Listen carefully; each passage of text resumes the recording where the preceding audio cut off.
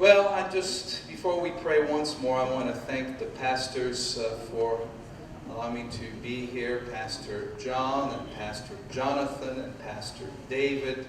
You are blessed. As I travel in so many different places, I want you to know that you're blessed by your pastors. They're good men, good, hardworking, praying men with a vision. And you don't always encounter this, so don't take them ever for granted. They're good pastors. Well, let's pray. Father in heaven, thank you so much for the privilege you've given me to come to Edmonton, and for the privilege you've given It Is Written to be part of this journey with our brothers and sisters in this wonderful community. And Lord, now as we open your word, as we seek your will, as we desire to find strength and courage in a world that can be so ruthless and harsh and cruel, I pray that you will bless. I pray in the name of Jesus Christ. Amen. Oh, by the way, he's going to ask me, and if I don't do it, he'll not be very happy with me. He's going to ask me, did you greet them on my behalf? That's John, of course, Bradshaw. So, John is greeting you, and so when he asks, I can certainly tell him that I did. I was very tempted, Keith, not to come this week to Edmonton. And the reason is the headline that I found as I'm getting ready to board my plane. Here's the headline in USA Today's edition. It says here, 1 week, 462 lost in crashes. Lost in Ukraine, lost in Taiwan, lost in Mali. This is not a very encouraging article to read as you're getting ready to board an airplane. And if it had been up to my wife, I certainly would not have been here. Because I say this with all honesty, this is stuff that shakes people up. I'm sure you've observed the images, whether in print, on the internet, or on television. But you've seen those gripping images of fathers and mothers grieving the loss of their loved ones. It doesn't matter whether they come from Taiwan or they come from Algeria or France or Mali, or they come from the Netherlands. The images are the same. It doesn't matter their background and race. The tears are just so compelling. The question that you can't help but ask as you see these types of things, or you see these hundreds of people dying in Gaza.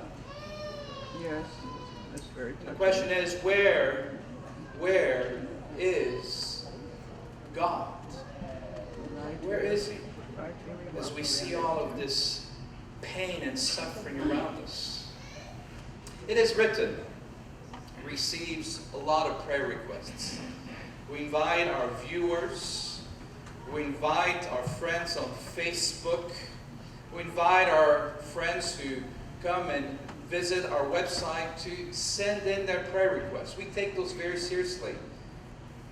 We pray for them, and we do our very best to respond to every single person who sends us a prayer request. And I have a little part in this. And so I get to see these prayer requests, and they are truly gut-wrenching. You realize how much pain there is all around. Yeah. I'll just share a few here. And they come from all over the world.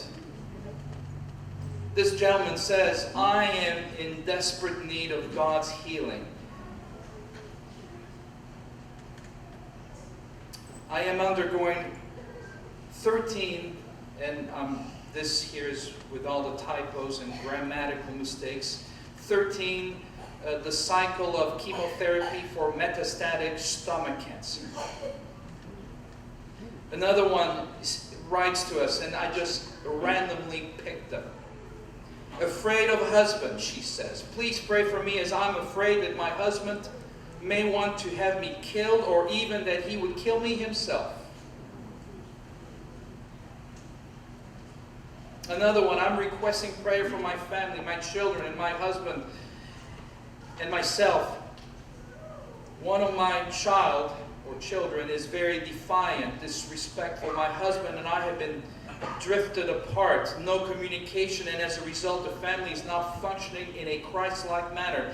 My husband has stopped going to church and doing as he likes. Please pray that the Lord will change our hearts so that we will be more like him. Also, please pray for me that the Lord will give me back the enthusiasm I used to have about life.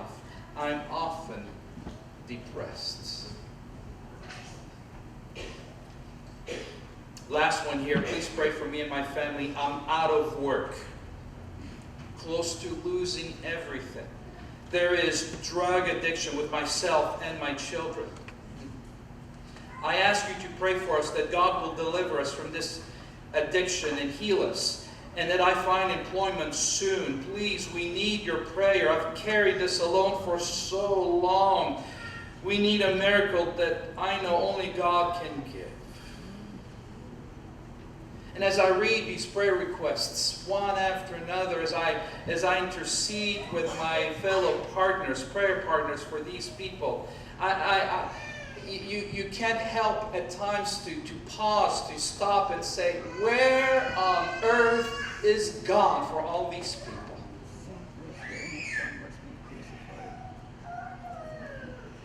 And I know that these people are probably asking the very same questions. And I would not be surprised that some of you this morning in attendance are feeling the very same way.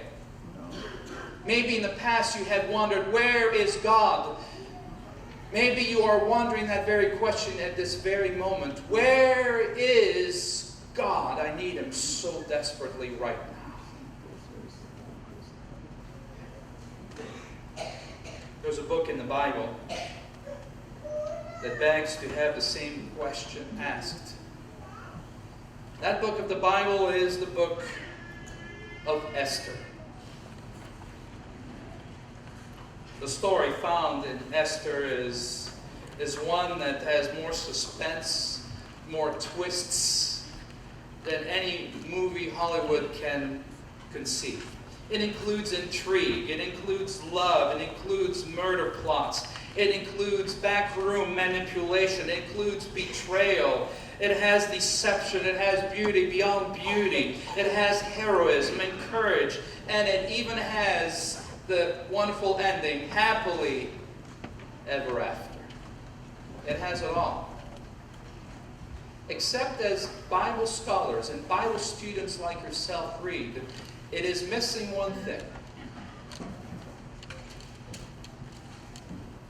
As you read every single verse in every single of those 10 chapters, you will notice that the word God never appears in the book of Esther.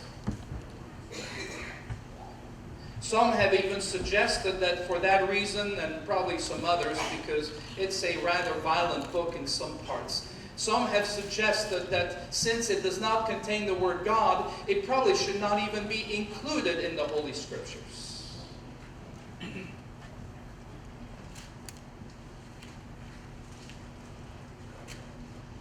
Friends, God is found in Esther. Nothing could be further from the truth. It's a book that speaks to the heart of anyone who has ever wondered, where is God? Because in the absence of God, His presence is so fully visible. Let me show it to you. Here it is. God is in the divine appointment that we see throughout the book of Esther. Do you think it was just a coincidence that Vashti decided, hey, I do not wish to come before my husband the king?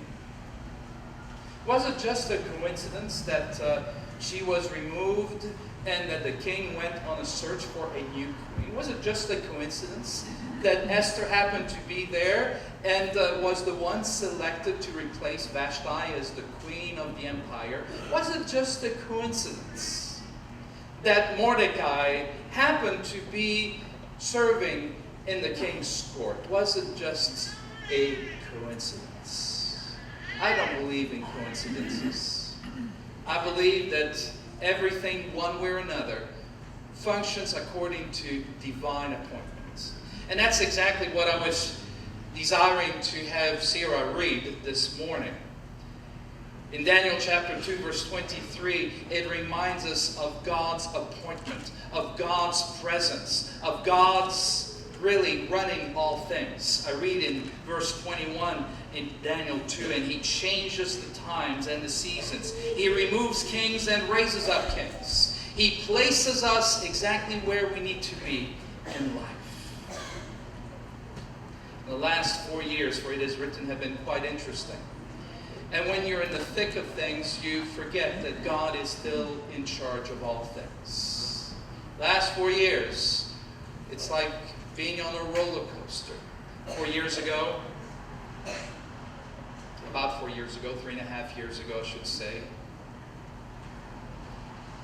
fellow Canadian, Sean Boonstra, speaker, director of It Is Written, for health reasons, had to step down.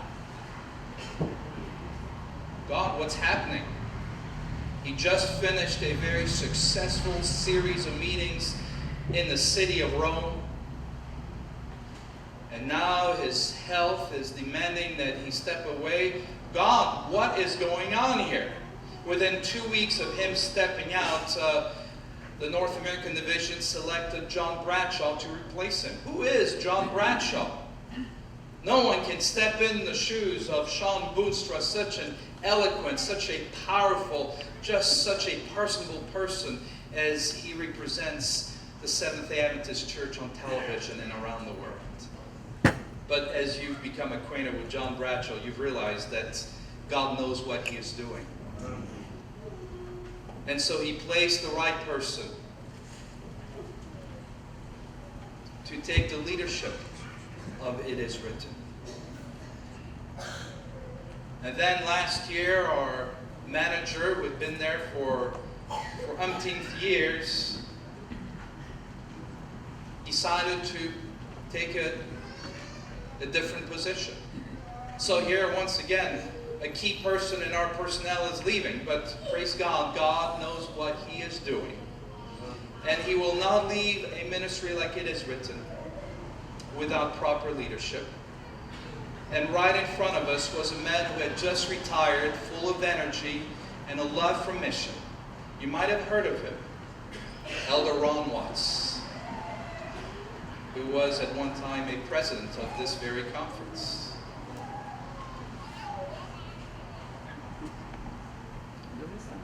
Then a little while later, just when we thought the ride would get smoother, we discovered that John is not able to do a series of meetings planned for the city of Charlotte last fall. He became ill himself. What do? What on earth are we going to do without John as the evangelist? So much has been planned, so much money has been invested. What are we going to do? Well, let us not forget, God is in charge. He knows what He is doing. He places people in the right spots at the right times. And lo and behold, right before us was a man with a lifetime of experience in evangelism. You might have heard of him as well, Elder Ron Halverson. By the way, Ron Halverson will be visiting Edmonton before the series of meetings that will take place next year. And Ron Halverson, 76 years old, preached the message running back and forth on the stage like he was a 25-year-old.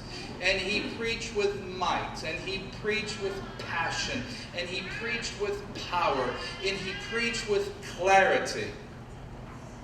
Who needs John Bradshaw? better be careful. I think this is being recorded.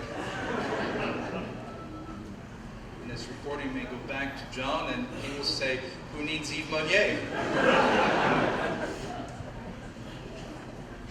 But it is amazing how, in spite of all the struggles and the ups and downs in life, God has things in His hands. And by divine appointment, He places the right people at the right time to step up and do His biddings. Amen. We have experienced it so well, and it is written. So no matter where you are in this journey of your life, message here is clear. God has you in His hands.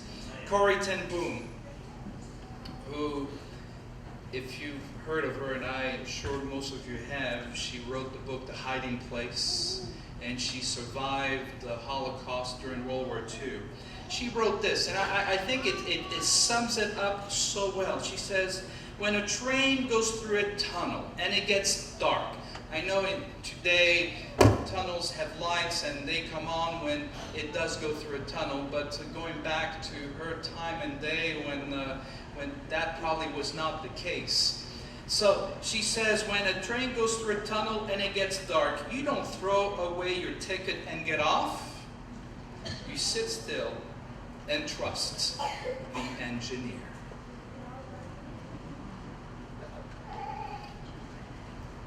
God says, I placed you here in Edmonton for a purpose. I look around this beautiful congregation. I'm going to venture a guess that many of you are not bred in Edmonton. Many of you have roots from countries that might be a bit warmer than Edmonton. By the way, pause here for a moment. I went to Mongolia recently. I was here in January, and I thought Edmonton was cold, and I've been told it's very cold, and I've checked on websites and has confirmed that this here is a very cold city. Then I went to Mongolia, and then I said, boy, Edmonton sure is warm. The capital city of Mongolia, it's called Ulaanbaatar. And the average temperature for the city, you take all 365 days, and the average temperature for the city of Ulaanbaatar in Mongolia is -2 centigrade for the year. Now, of course, it gets warm in the summer, but that tells you how cold it gets in the winter. -40 is something they're used to. Anyway, just had to share this with you.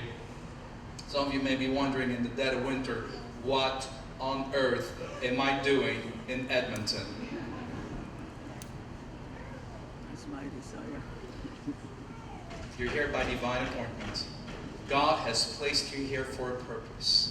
And I believe that you're part of this wonderful church family for a very clear purpose. You're part of Impact 2015 because God has great plans for this city, for Jesus. And God has great plans for you as you serve Him. You are here for a purpose, by divine appointment. Just like He placed Esther, just like He placed Mordecai, just in the same way He has placed you in the city of Edmonton. God is present in your life.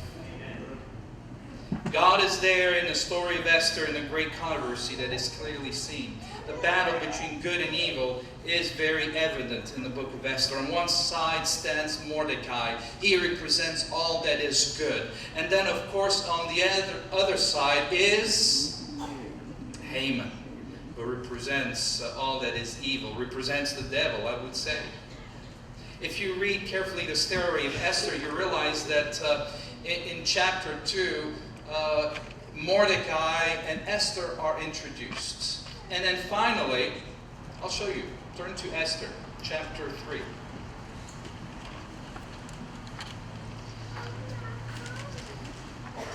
If you're in Psalm, turn left. And if you're in Ezra, turn right. Somewhere in the middle there is the short book of Esther. Chapter 2 of Esther, like I said, Mordecai and Esther come into the picture. And then in chapter 3, verse 1, I read, after these things, so after Esther has been selected as the queen, after Mordecai is serving already in the king's court, after these things, King Ahasuerus promoted Haman, the son of Hammedatha, the Agagite. The point here is, God had already placed Esther and Mordecai in their divinely appointed positions. And then Haman came into the scene here. Nothing catches God by surprise. He knew what was coming. He knew Haman would be selected. He knew Haman would do everything he could to hurt his people, to God's people. And so he had already placed his people, that is God's people, in the right place. I love this quote from the book Acts of the Apostles by Ellen White. And I read here, this is on page 11. Through the centuries of persecution, conflict, and darkness, God has sustained His church. And by the way, when we're talking about a church, we're not talking about buildings. When we're talking about a church, we're not talking about a name. We're talking about people. When the church is referred to, we're talking about you as individuals, because you are the church. God has sustained His church. God has sustained His people. God has sustained you. Not one cloud, I read on, has fallen upon it that He has not prepared for. Not one opposing force has risen to counterwork His work that He has not foreseen. Nothing catches God by surprise. Okay, Haman is going to come and do his stuff. No worries. Esther and Mordecai, they're already in position to step up and do what I need them to do. So whatever may happen in this journey we call life, and you may feel like, ooh, where is God? Please recall this, that nothing takes God by surprise. He has already put things in place to give you victory over whatever you may be facing. Haman hated Mordecai and Mordecai's people, just like Satan hates God and his people.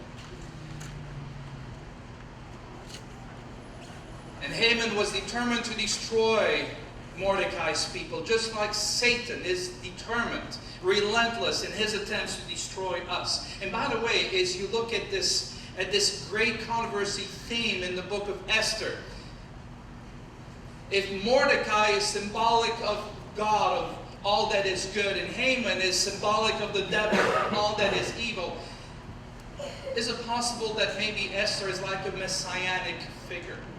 She is the daughter, quote unquote. I know she's the cousin, but she was so young that Mordecai essentially adopted her as his daughter. So she is the begotten of Mordecai, you could say. She kind of symbolizes Jesus. And then she steps up and is willing to sacrifice herself. She says in Esther chapter 4, verse 16, that if I have to perish, I will perish.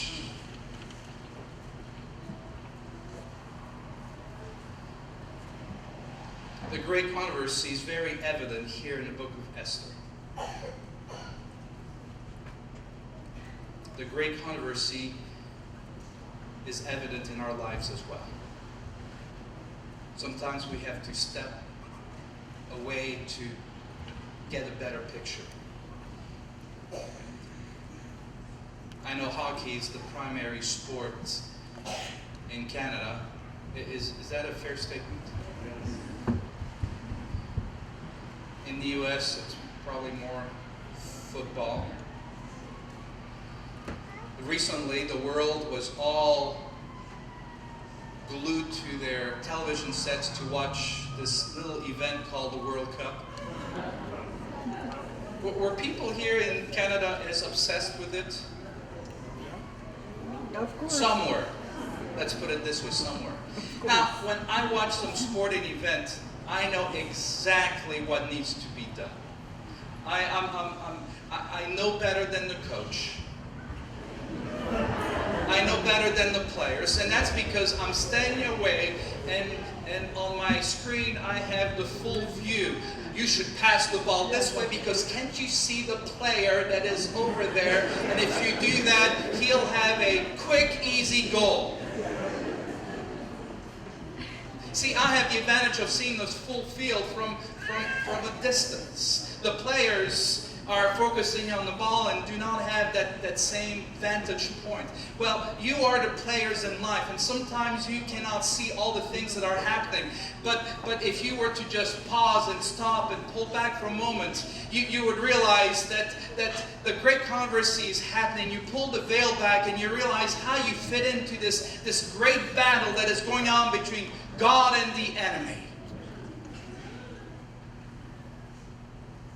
It's going to be okay because Jesus has told us, I have overcome the world. The war has been won. Amen. The battle is still raging, don't get me wrong. But if you stand back, you realize how you fit into this great controversy. The devil is pulling you in one direction, and God is pulling you in the other direction. It does not feel good, but trust God all the way. It was about a year ago that I received a phone call from John. He says, Yves, I've just been diagnosed with a tumor on my tongue. Now, I know that you've already heard bits and pieces of the story, but I'm sharing this from my perspective as a colleague.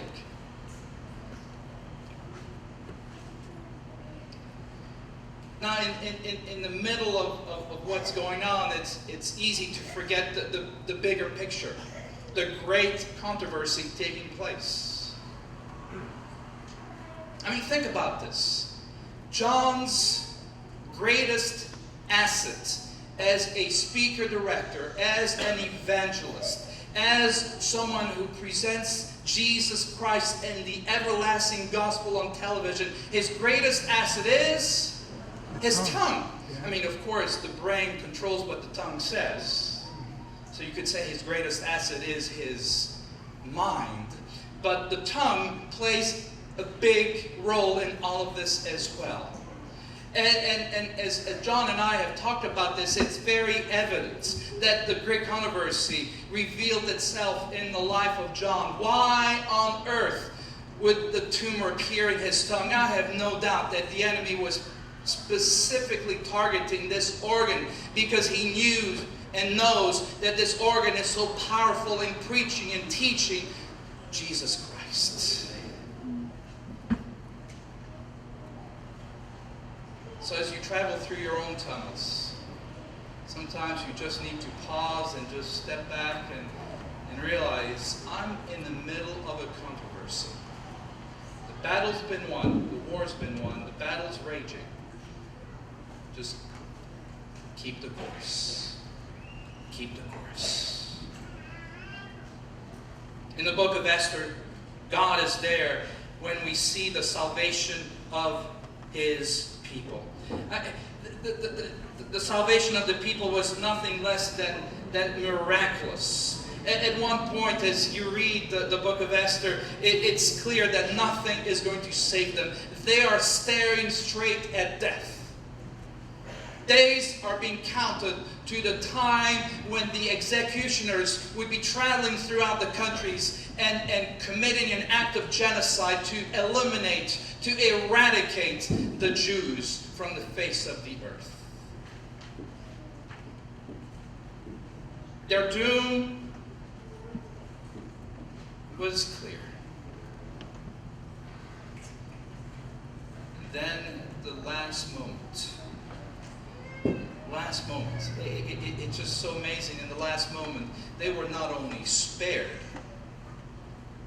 at the last moment, their enemies were slain in their stead. What a turn of events. One moment it's like, this is it, it's over, I'm going to die, it's finished. And next moment, yes, and the other side has been wiped out. It's amazing. And I don't know, but as you read as you read Esther, you get a feel of Revelation 13 and 14, don't you? Revelation 13, if you turn there for a moment.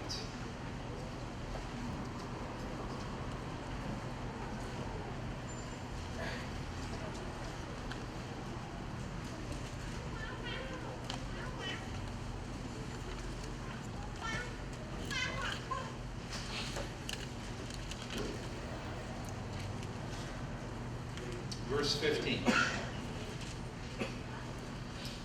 He was granted power, and that is the second beast of Revelation 13, to give breath to the image of the beast, that the image of the beast should both speak and cause as many as would not worship the image of the beast to be what? To be killed. And this theme is throughout this chapter there. Friends, we are fast approaching this period that is described in Revelation 13. I would even venture to guess that in some parts of the world, some would say, we are there. Stop talking about the future. The future is present for us. And before you know it, it will be here in Canada as well, where the enemies of God will be closing in on God's people.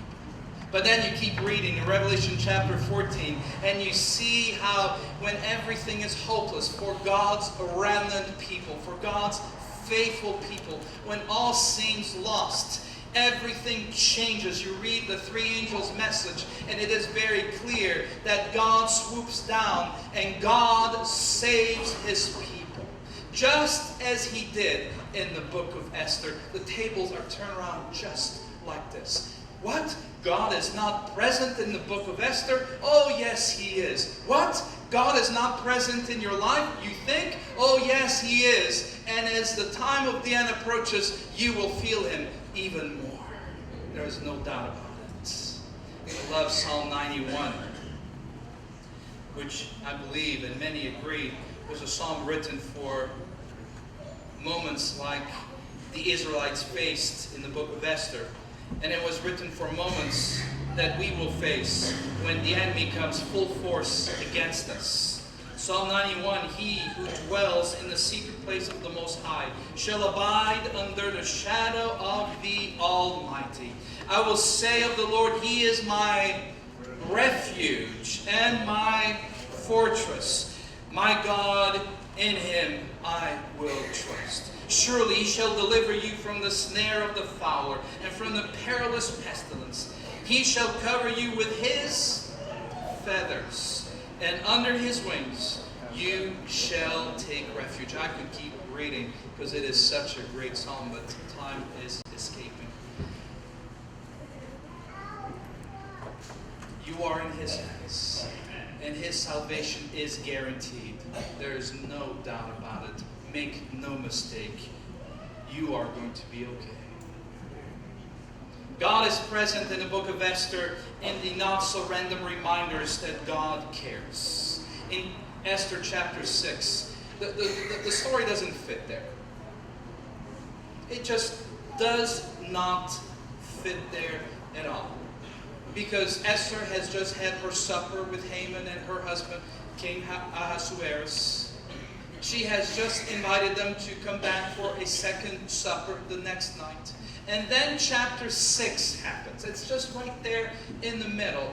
That night, you would think that the king would have been able to sleep so well. He has enjoyed a marvelous banquet with his wife.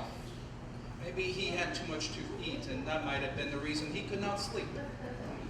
But he could not rest. And so you know the story. He has someone come along and read him some of the records, and the name Mordecai comes up. Mordecai, of course, as you read earlier chapters in Esther, Mordecai was able to foil a plot to assassinate the king. And now here in Esther chapter 6, right there in between the two banquets, it comes back to memory. It comes back to the king's memory, and of course, the king does something about it to bring honor to the man who has saved his life. Why is it there? I think sometimes God allows certain things to happen in our lives just as a simple reminder. Things are bad, things are cruel, things are unfair, things are terrible, things are awful, but hang in there. Here's a little reminder that I am still with you. Right there in that middle, I mean, it doesn't fit. Chapter 5, and then it should go straight into chapter 7, but there is this chapter 6, and I strongly believe it's just, hey, it is going to be all right. A little sliver of encouragement for you. When all is bad, we sometimes have these things that come into our lives that just gives us hope to keep going. Maybe it's a kind word that comes from an unexpected source. Maybe it's a smile. It's a random act of kindness. Maybe it's the rainbow after a bad storm. But God has a way in the middle of the storm to just give us something to hang in there. On January 22, 2012, I received a phone call that I shall never forget. It's a phone call that most of us probably have received, not regarding the person I received the phone call about, but your own family members or friends. But I received a phone call that my brother had just passed away.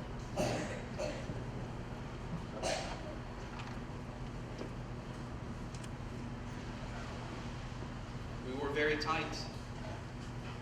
I look forward to seeing him again, but that didn't take away the sting of the loss. Just a few days later, his daughter found out that she was pregnant. She had already been pregnant by the time he had died. And it was like, oh God. On one hand, you look at death. Then here you are to just say, here's life. Hang in there. Hang in there. See, in the middle of the journey, God gives us these glimpses, these moments of, it's going to be all right. Hang in there. The other day, and it can be in such insignificant things. The other day I was driving my car and I had a flat on a side road in Tennessee there, not a highway, just a little road, and pulled over, and I contacted immediately the American version of Canadian Automobile Association, or as it is known, AAA. Here's what, CAA?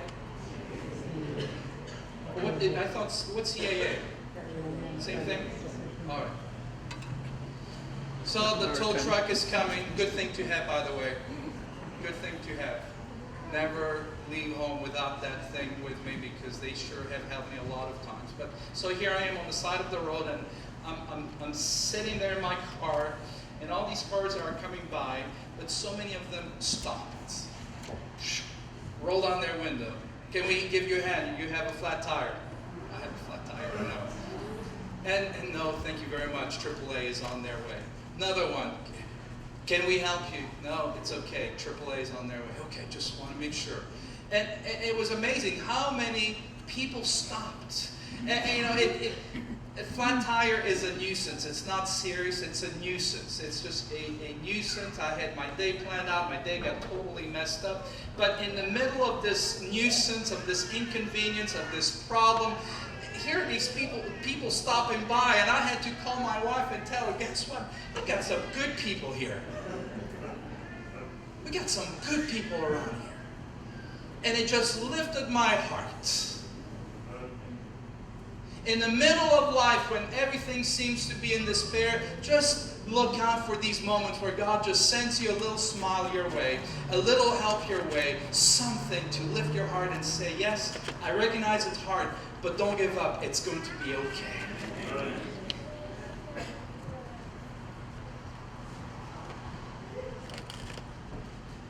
I want to finish with one more thing about the book of Esther. I hope it's given you a desire this afternoon to read all 10 chapters. You'll do it in no time. It's a great book to read. Some of you will be reading it to prove me that I will find God in there. The word God, it's not. Have you ever asked yourself why the timing of the way Esther did things?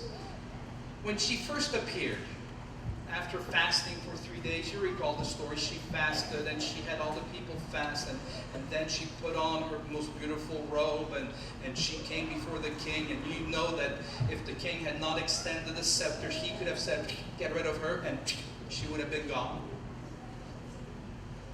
It took a lot of courage to do what she did, but she went before the king unannounced. She came before him and he was like, whoa! And he said to her, ask me anything you want up to half my kingdom. I mean, Esther, he's giving you Haman on a silver platter. You go ahead and let Haman have it. This guy's ready to give you up to half the kingdom. But Esther, what she does is says, come to a banquet at my house. Okay, you and Haman. And that evening, he says the same thing. The second time, he says, Esther, this was so wonderful. I enjoyed myself so much. Ask me up to half my kingdom, and I will give it to you. Esther could have said, okay, now I've got Haman. But she didn't. She says, come back tomorrow night. Why? And we ask this question to God all the time. Why couldn't you have handled this way? I mean, you had it all. You could have eliminated the devil a long time ago. You could have resolved this issue a long time ago. Why are you allowing this to just drag on?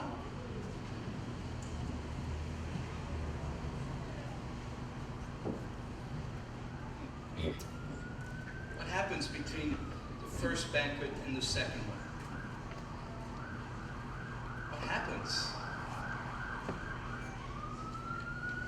Is that Mordecai goes home, complains to his family, and they tell him what to do, and he orders the gallows to be built.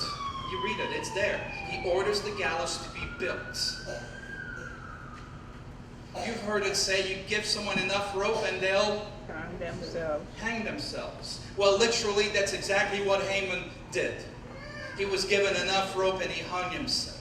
The stage had to be set. Everything had to be in place. The timing had to be right. And so now that Haman, after the first banquet went out and ordered these gallows to be built, the timing had become right.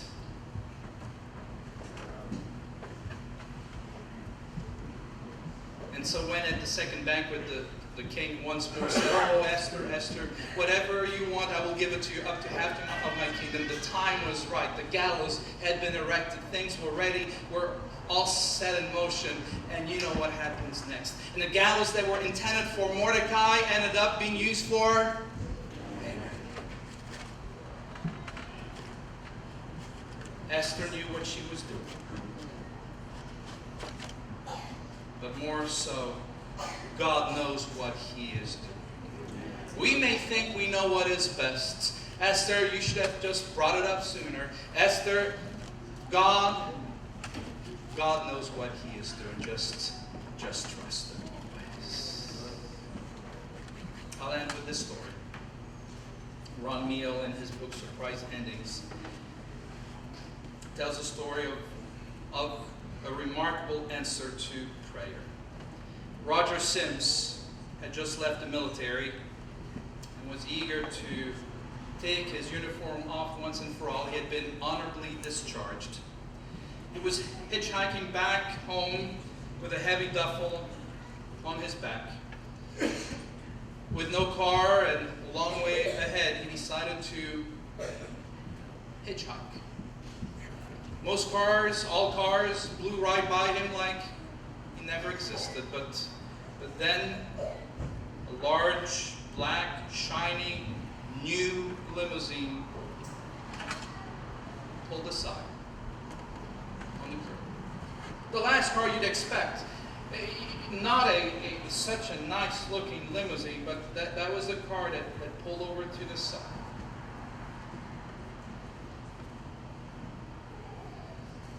he ran up to the door. The guy asked him and said, hey, if you're headed towards Chicago, that's where I'm going.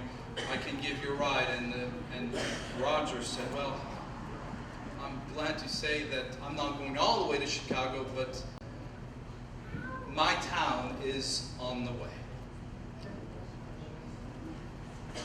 And so for the next few hours, here's Roger sitting with a very evidently wealthy man, a businessman returning from a business trip. And they talked about everything that could be talked about. They talked about the weather, and they talked about the military, and they talked about politics.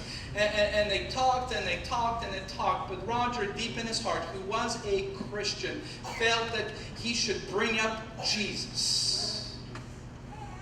And as the car was approaching his hometown, this feeling just overwhelmed him. I've got to say something before we pull into my driveway.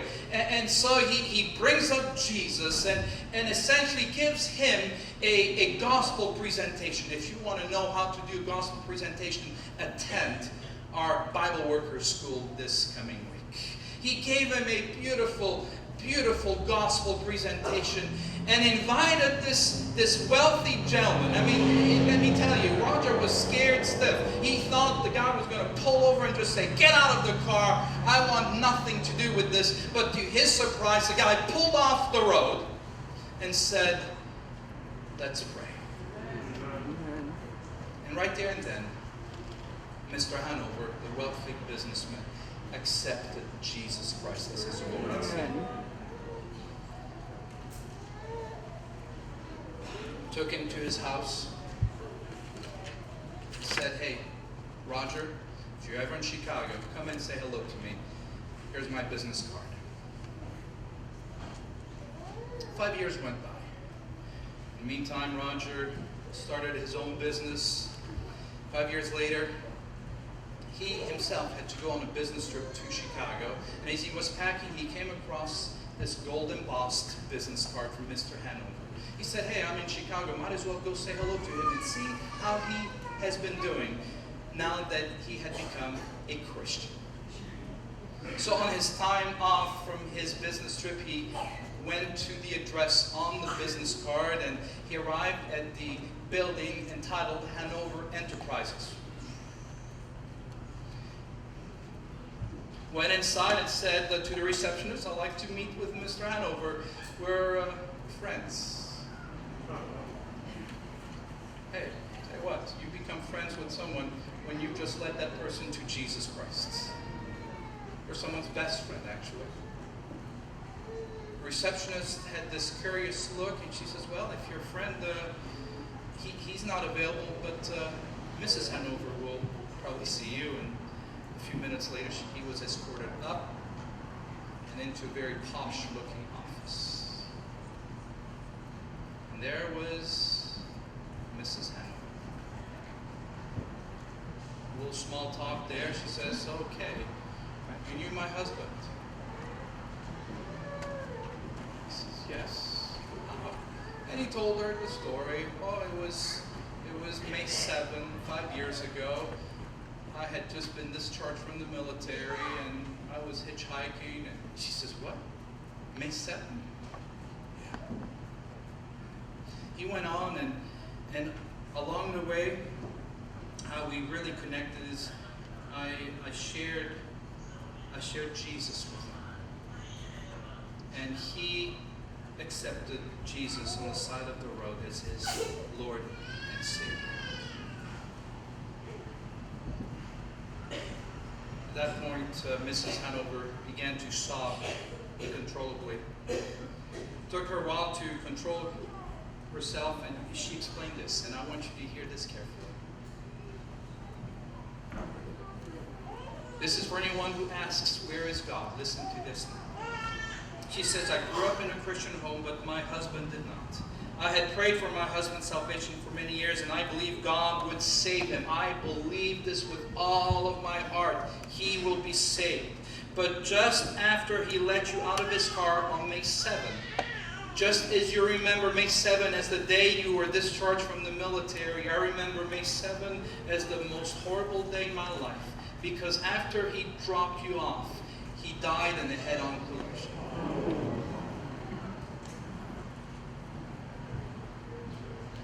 He never arrived home. And I thought God had not kept his promise, and I blamed him all these years. And I stopped living for the Lord 5 years ago because I blamed him for what had happened. God kept his word. God knows what he's doing, even when it makes no sense to us. The book of Esther. God is not present. Oh yes, he is present. Your life, God is not present. You may feel at times, oh yes, he is present. Trust God. He's always present, even when it feels that he is absent. Amen. Amen.